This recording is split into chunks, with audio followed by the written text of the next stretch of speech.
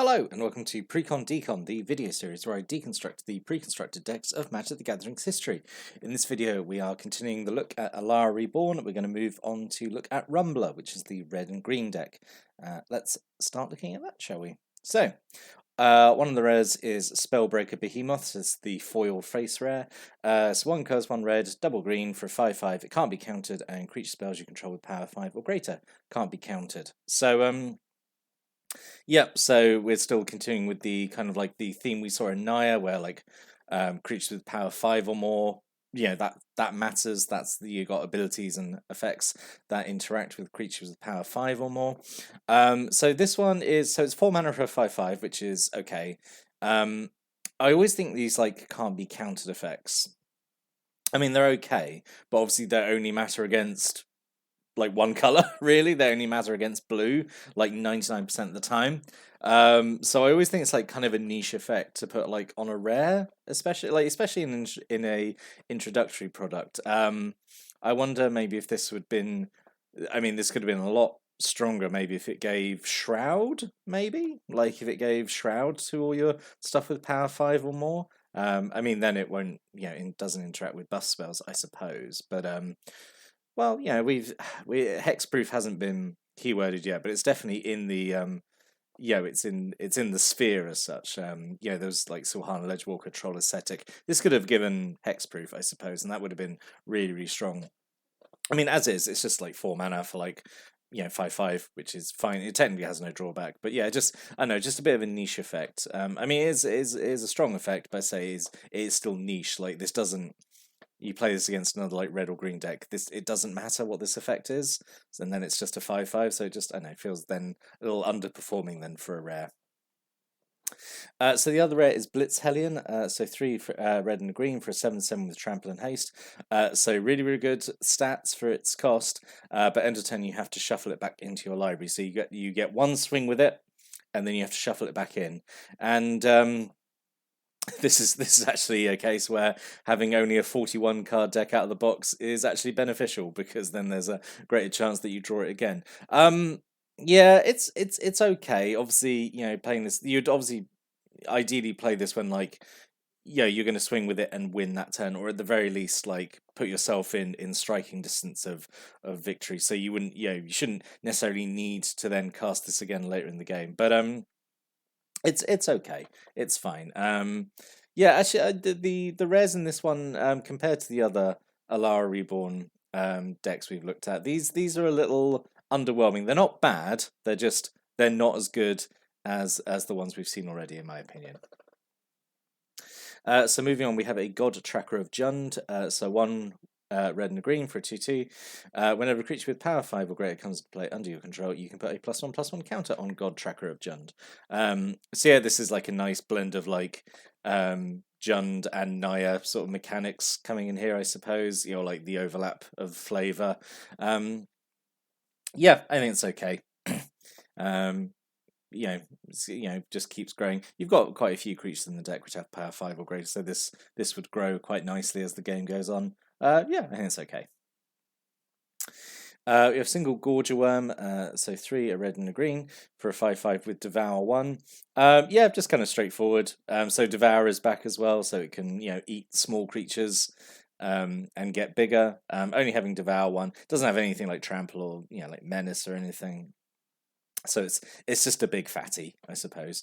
But it's okay. It's I don't know. It seems like it's such a simple, straightforward design. It's kind of surprising it took like this long to get printed, I suppose. Like, or like in Alara Reborn, like this feels like something it should have been printed in just Shards of Alara, just as as a way of having a big creature with Devour. I don't know, but yeah, it's fine. Just at the very least, it's a 5/5 for 5 with no drawback, so fine.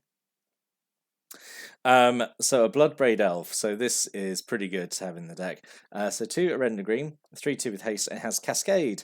So Cascade is when you play it, you exile cards on the top of your library until you find a non-land card that costs less than Bloodbraid Elf, and then you get to play it for free. And then the other cards you exile just go on the bottom of your library. So yeah, Bloodbraid Elf is super, super good. I won't go into the competitive history of Bloodbraid Elf, but it is very good. It's shown up like like in a lot of decks at like competitive level, just because its cascade is perfectly good. Like I think it costing 4 makes its cascade hit like a very sweet spot in terms of removal. And yeah, I mean, I don't really follow the competitive scene, but I understand this was an absolute terror because you would play this and get like free removal spells off it and like get a lot of value just for only spending 4 mana. And also it being a 3/2 haste is obviously pretty good as well, so it can immediately swing. So yeah, really good to include in here. And also like the fact that you've actually got quite a lot of big expensive creatures means that you're you're guaranteed to kind of skip a lot of stuff and maybe get the cheaper utility spells rather than, I don't know, maybe. Don't really know. I don't have a lot of experience playing with Cascade, but I could see it being super fun to use. 2 Valley Rannet, so this is the red-green super expensive land cycler. This one is not so bad as the others, I think, just because like it's a 6/3, which is okay. I mean, it's still not great for its cost. Like 6 mana for a 6/3 is not great. Yeah, that's technically worse stats than like Crawworm, because Crawworm is what 4 and 2 green, so technically in just 1 color. For a 6/4, but at least this again it has land cycling, which is kind of what you want in this deck because you've got big expensive creatures. So yeah, it's fine, but I still don't like these super expensive land cyclers. I'm not a fan of them. So you have an Algae Ariel and a Rockslide Elemental. I'll talk about these because they're basically the same creature. So Algae Ariel has Shroud, Rockslide Elemental has First Strike, and they both have this ability. Whenever a creature dies, they get a +1/+1 counter. So yeah, these are really good. I kind of wish we'd seen these a bit more, like in previous like Jund themed decks. But glad they're showing up here, and that trigger is really strong. Like they can get out of control like really quickly, honestly. So yeah, really good to have both of these in here, I think. A single Tukatung Thalid. This goes really nicely actually with the Gariel and the Rockslide Elemental. So Tukatung Thalid, 1 green mana for 1/1. When it dies, you make a 1/1 Saproling, which and then that can die and get more like death triggers out. So yeah, it's pretty good. Kind of wish there'd been more than one of the Thalids in here, but then there'd be less room for new Alara Reborn cards, I suppose. Single Glutton Slime, just a devour creature with flash, 2 and a green, 2/2. Yep, so like if a creature you got is going to die anyway, might as well just, cast this and eat it and get some benefit from it, I suppose. Sure. Single Thunder Thrash Elder. So I think now Thunder Thrash Elder has been in every Jund themed Alara Precon, which is fine because it's like an okay creature, but it's just a little repetitive to keep seeing it. So 2 and a red for 1/1, has Devour 3, so if it eats a creature, it's a 4/4 for 3 mana.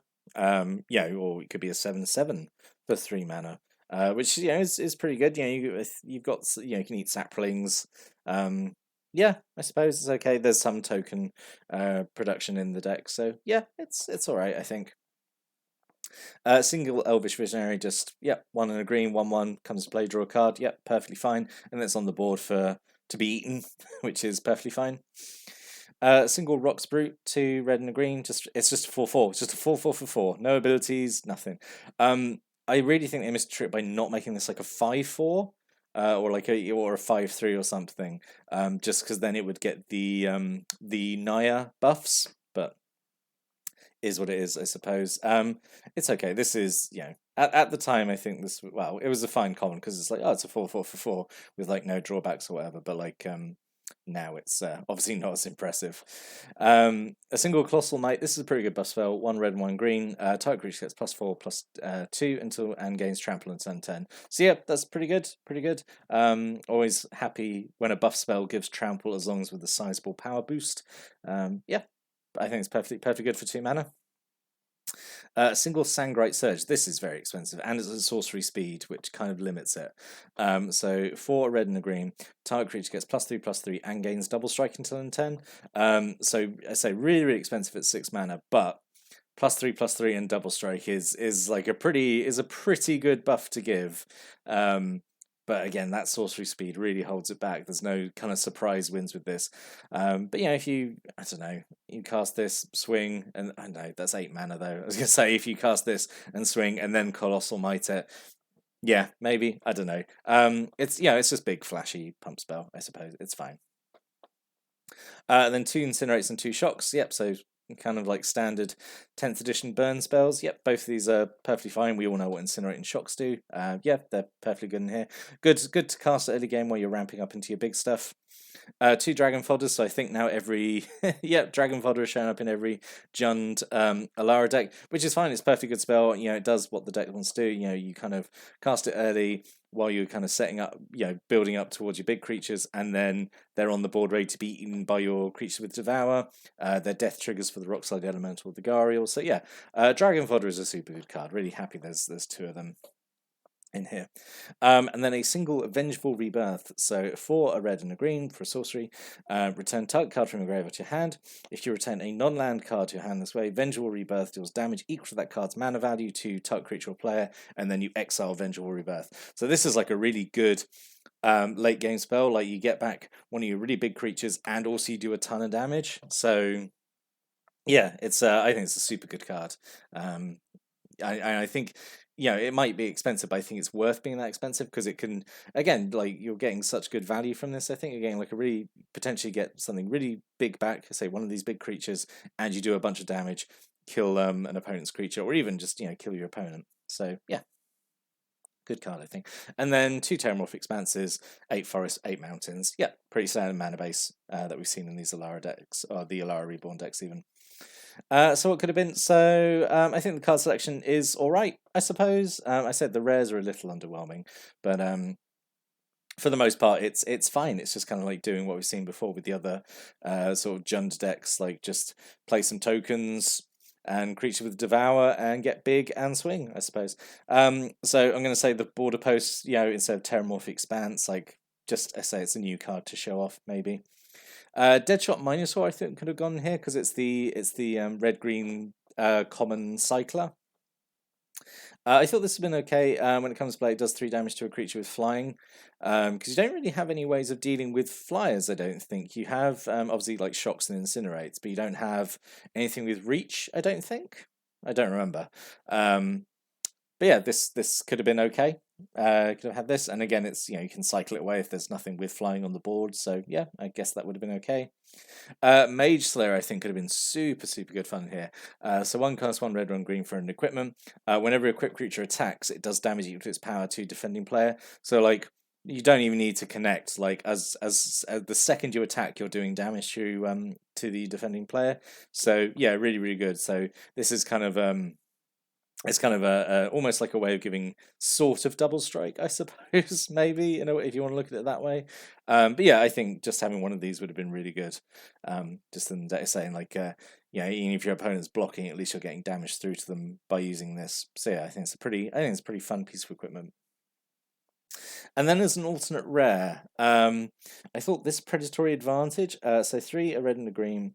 At the end of each opponent's turn, if they didn't cast a creature spell that turn, you get a 2/2 lizard. So I thought this would be okay. Like if your opponent's kind of stalling out, you can keep making tokens. And it's kind of pressuring them to keep casting creature spells, I guess. Yeah, I think this could have been a fun alternate rare. Maybe instead of the Blitz Hellion, I don't know.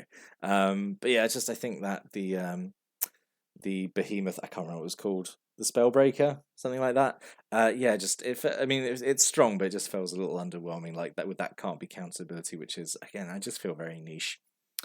Spellbreaker, yeah, Spellbreaker behemoth. Anyway, so in summary, I do think it's good. I mean, it's just standard kind of red green. You know, it's hard for that to go wrong, although in this series we have seen it go wrong a few times. But yeah, it's just kind of straightforward. I don't really feel there's much to say about it, really. It's just, I say, it's doing just kind of what other decks in the block have already done. It's just big creatures and you swing with them. So it's kind of like Jund and Naya combined, which is, I mean, obviously meant to be the flavor, but yeah, it's all right, I guess. Yeah, it's just not too exciting, really, is it, honestly?